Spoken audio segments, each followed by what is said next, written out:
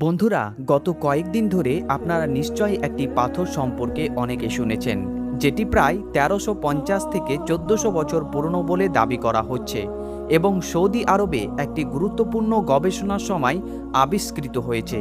সংবাদ মাধ্যম হোক বা সামাজিক যোগাযোগ মাধ্যম, গত কয়েকদিন ধরে সর্বত্র এই পাথর নিয়েই আলোচনা হচ্ছে। Saudi Arabia found a rock inscription bearing his name in Medina. এত আলোচনা দেখে আপনাদের মনেও নিশ্চয় প্রশ্ন এসেছে, এই পাথরের আসল অর্থ কি? ইসলামের দ্বিতীয় খলিফা হজরতে উমার ফারুক রাদিয়াল্লাহু তাআলা আনহু এর সঙ্গে কি সম্পর্ক রয়েছে? এতে এমন কি বিশেষ বিষয় রয়েছে যার কারণে এত আলোচনা হচ্ছে? আর কেন অনেক মানুষ সামাজিক মাধ্যমে লিখছেন যে এই পাথর পাওয়ার মাধ্যমে ইসলাম আবারও নিজের সত্যতা প্রমাণ করল? তো বন্ধুরা, চলুন একে একে সহজ ভাষায় বিষয়গুলো বোঝার চেষ্টা করি। এনআই নলেজের জ্ঞান পিপাসু বন্ধুরা, গত কয়েক বছরে দেখা গেছে সৌদি আরব যখন থেকে তাদের ভিশন ২০২৩ ঘোষণা করেছে, তখন থেকে একদিকে যেমন দ্রুত প্রযুক্তিগত উন্নয়ন ও বিভিন্ন বড় প্রকল্পের কাজ চলছে, তেমনি ইতিহাস সম্পর্কিত বিষয়গুলোর উপরও বড় পরিসরে কাজ করা হচ্ছে। তাদের বহু পুরনো স্থানগুলো পুনরুদ্ধার করা হচ্ছে। পাশাপাশি সৌদি আরবের ইতিহাসের সঙ্গে জড়িত নতুন নতুন নিদর্শন খুঁজে বের করার চেষ্টাও চলছে। কারণ যে অঞ্চলের ইতিহাস যত সমৃদ্ধ, প্রাচীন এবং গভীর হয়, তা মানুষের কাছে তত বেশি আকর্ষণীয় হয়ে ওঠে।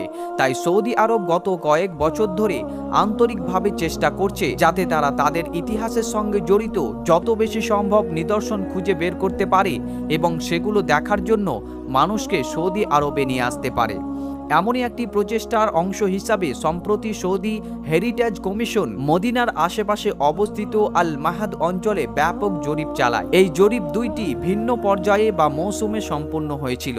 এই পুরো জরিপে প্রায় ১৭৭৪টি আবিষ্কার করা হয়। অবশ্যই এই সংখ্যাটি অনেক বড় এবং প্রতিটি আবিষ্কারেই নিজস্ব গুরুত্ব রয়েছে, কিন্তু মিডিয়া এবং সামাজিক মাধ্যমে সবচেয়ে বেশি আলোচনা হয়েছে একটি বিশেষ পাথরকে কেন্দ্র করে, যার উপর আরবি ভাষায় কিছু লেখা রয়েছে। একে একটি রক ইনস্ক্রিপশন বা শিলালিপি বলা যায়।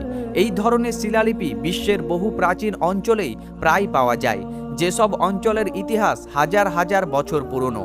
সৌদি আরবে পাওয়া এই শিলালিপি সম্পর্কে বিশেষজ্ঞদের দাবি এটি প্রায় ১৩০০ থেকে ১৪০০ বছর পুরনো। এতে আরবিতে লেখা আছে, আল্লাহ উমার ইবনে খত্তাবকে দুনিয়া ও আখেরাতে রক্ষা করুন। এর নিচে আরও লেখা রয়েছে, লা ইলাহা ইল্লাল্লাহ, অর্থাৎ আল্লাহ ছাড়া কোনো উপাস্য নেই। মদিনার আশেপাশের যে অঞ্চলটিকে শুরু থেকে ইসলামের প্রাথমিক যুগের একটি গুরুত্বপূর্ণ এলাকা হিসাবে মনে করা হয়, সেখান থেকে এমন একটি শিলালিপি পাওয়া এবং তাতে এই কথাগুলো লেখা থাকা আমাদের অনেক কিছু জানায়। বিশেষ করে এটি বোঝায় যে সেই সময়েও ওই অঞ্চলের মানুষ হজরতে উমার ফারুক রাদিয়াল্লাহু তাআলা আনহুকে কিভাবে দেখতেন। এই সেই হজরতে উমার যিনি এক সময় ইসলামের অন্যতম বড় বিরোধী ছিলেন, কিন্তু পরে শুধু ইসলাম গ্রহণই করেনি, বরং ইসলামের অন্যতম প্রধান রক্ষক হয়ে ওঠেন। তিনি ইসলামের দ্বিতীয় খলিফা ছিলেন এবং ইতিহাসের অন্যতম সফল শাসক হিসাবে বিবেচিত হন। বিশ্বের অন্যতম শক্তিশালী সাম্রাজ্যের শাসকও হয়ে তিনি অত্যন্ত সাধারণ জীবন যাপন করতেন এবং এমনভাবে ন্যায় বিচার প্রতিষ্ঠা করেছিলেন যার উদাহরণ খুব কমই দেখা যায়। সামরিক ক্ষেত্রেও তার কৃতিত্ব অসাধারণ ছিল। রোমান ও পারস্য সাম্রাজ্য যাদের হাজার বছর ধরে কেউ চ্যালেঞ্জ করতে পারেনি, তাদেরকে তিনি অল্প কয়েক বছরের মাধ্যমেই পরাজিত করেছিলেন। বন্ধুরা, আগেই বলেছি শুধু এই একটি শিলালিপি পাওয়া যায়নি। এই জরিপে মোট ১৭৭৪টি আবিষ্কার রয়েছে। এর মধ্যে অনেক শিলালিপি রয়েছে যেগুলো ভিন্ন ভিন্ন লেখা আছে। কোথাও কোথাও লেখা আছে লা ইলাহা ইল্লাল্লাহ মুহাম্মাদুর রাসূলুল্লাহ, অর্থাৎ আল্লাহ ছাড়া কোনো উপাস্য নেই, মুহাম্মদ সাল্লাল্লাহু আলাইহি ওয়াসাল্লাম আল্লাহর রাসূল। আবার কোথাও প্রাচীন কবিতা বা অন্য ধরনের লেখাও পাওয়া গেছে। এই নিদর্শন বিশেষজ্ঞদের সেই সময়ের সমাজ ও সংস্কৃতি সম্পর্কে গভীরভাবে জানতে সাহায্য করেছে। ভবিষ্যতে আরও গবেষণা হলে এগুলো থেকে আরও অনেক তথ্য বেরিয়ে আসতে পারে। এই ১৭৭৪টি আবিষ্কারের মধ্যে রয়েছে বিভিন্ন কূপ, পাথরের নির্মাণ কাজ, ৩টি প্রাসাদ বা ভবনের ধ্বংসাবশেষ, প্রাচীন কাফেলার পথ, ১৭৩টি নচুর প্রত্নতাত্ত্বিক স্থান, ১২০০টির বেশি শিলাচিত্র এবং প্রায় ৪৬১টি ইসলামী শিলালিপি। উল্লেখ্য, এটি প্রথম নয় যে সৌদি আরবে ইসলামের ইতিহাস সংক্রান্ত এমন গুরুত্বপূর্ণ কিছু পাওয়া গেল। যখনই শিলালিপির কথা ওঠে তখন জুহাইর ইনস্ক্রিপশন এর কথা বিশেষভাবে উল্লেখ করা হয়। এটি মুসলিম ইতিহাসের অন্যতম গুরুত্বপূর্ণ শিলালিপি হিসাবে বিবেচিত হয়। এটি 1999 সালে সৌদি আরবের মাদাইন সালে অঞ্চলের কাছে আবিষ্কৃত হয়েছিল।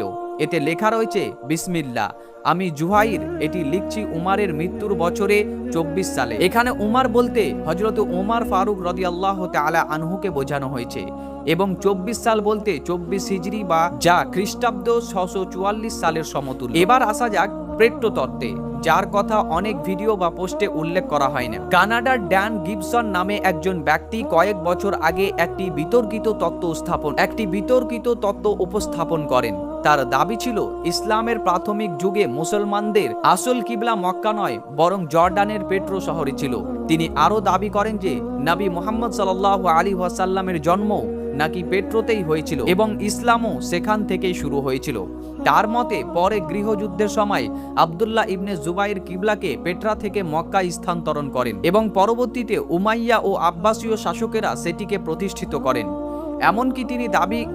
এমনকি তার দাবি অনুযায়ী কুরআনেও পরিবর্তন আনা হয়েছিল। তবে এই তত্ত্বটিকে মুসলমানদের তো বটেই, পশ্চিমা বহু ধর্ম নিরপেক্ষ এবং নাস্তিক গবেষকরাও গুরুত্বের সঙ্গে গ্রহণ করেননি। তবুও এটি একটি বিদ্যমান তত্ত্ব এবং ইসলাম বিরোধী বিভিন্ন আলোচনা ও বিতর্কে মাঝে মাঝে এটি উত্থাপিত হয়। ভিডিওর বক্তব্য অনুযায়ী যদি সত্যি কিবলা পেট্রো থেকে মক্কায় স্থানান্তরিত হয়ে থাকে, তাহলে মদিনা অঞ্চলে পাওয়া এই সব সমসাময়িক শিলালিপি এবং প্রত্নতাত্ত্বিক নিদর্শনের ব্যাখ্যা কি হবে, যখন মদিনায় ছিল তৎকালীন মুসলিম খেলাফতের রাজধানী।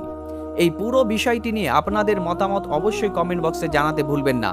আর ভিডিওটি যদি তথ্যবহুল মনে হয় তাহলে অবশ্যই ভিডিওটিতে একটি লাইক এবং শেয়ার করুন।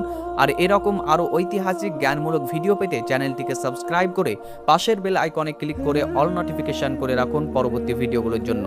দেখা হবে পরবর্তী আরও একটি ভিডিওতে, ততক্ষণ পর্যন্ত ভালো থাকুন।